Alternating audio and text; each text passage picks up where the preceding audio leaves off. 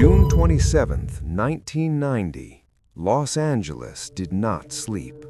From dawn until the dead of night, the wail of sirens, police, ambulance, fire never ceased. Multiple districts erupted in flames simultaneously. Glendale's College Hills, South Pasadena, Bakersfield. Streets were cordoned off, residents fled in panic, and voices broke over emergency lines. It's the end of the world. In College Hills alone, 67 homes were reduced to hollow shells. As the first responders arrived, a captain whispered a single sentence: "That devil is back." It wasn't the first time. Rewind to 1984, South Pasadena, LA County. Inside a massive home goods store, people were chatting and shopping while a football game played on the screens. No one noticed that deep in the back of the store, a row of foam rubber pillows was beginning to smoke.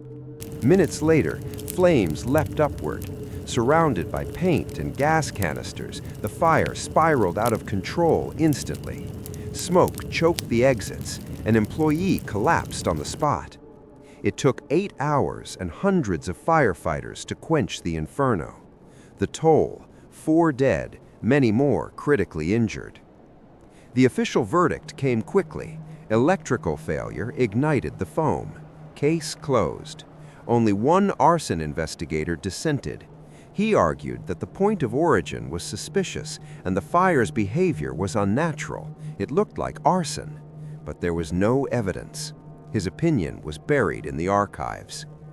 3 years later, the nightmare returned. Late at night in 1987, multiple cities around Los Angeles caught fire almost simultaneously.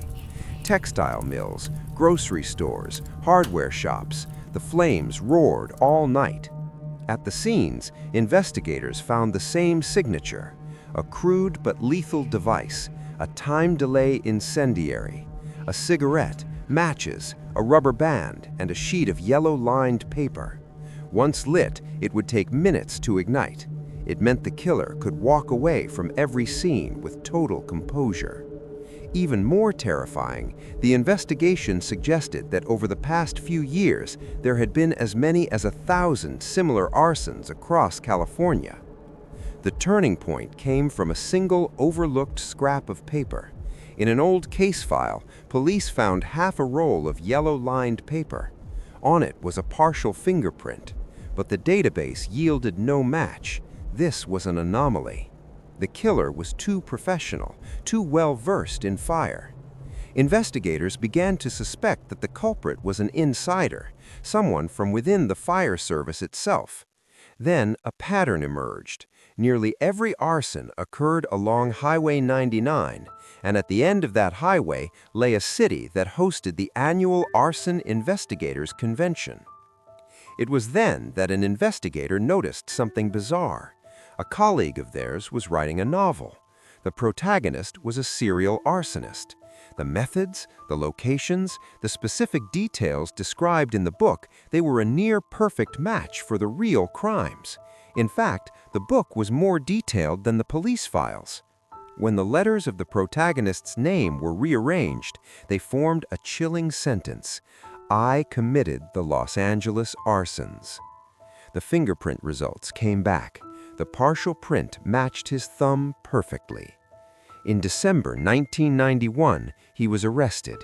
In his car and his home, they found the signature incendiaries, the yellow paper, and notebooks detailing his tools.